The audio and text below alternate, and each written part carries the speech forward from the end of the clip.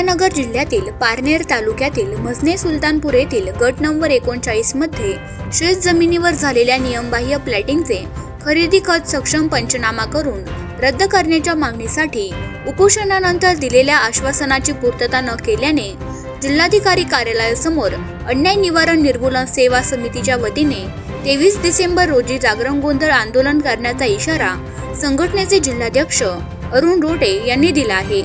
या प्रकरणी जाणीवपूर्वक कुठल्याही कारवाई न करणाऱ्या श्रीगोंदा पारनेर उपविभागातील अधिकारी यांच्या दप्तर कारवाई दिरंगाई कायद्यान्वये कारवाईची मागणी जिल्हाधिकाऱ्यांकडे निवेदनाद्वारे करण्यात आली आहे।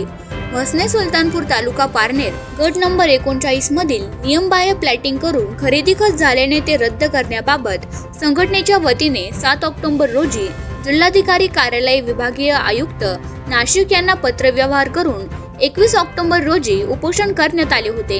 तक्रारीच्या अनुषंगाने जिल्हाधिकारी गृह विभागाने सहजिल्हा निबंधक वर्ग 1 यांचे पत्र दिले होते।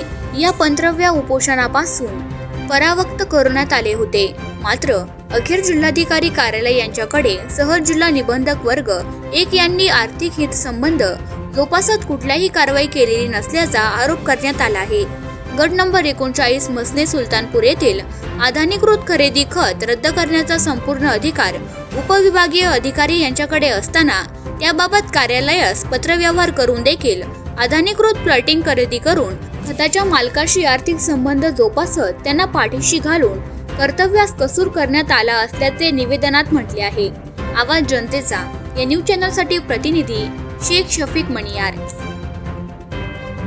करायचा आहे लाईव्ह कार्यक्रम किंवा आहे कसले आंदोलन, जनसामान्यपर्यंत पोहोचेल आपला हक्काचा आवाज जनतेचा।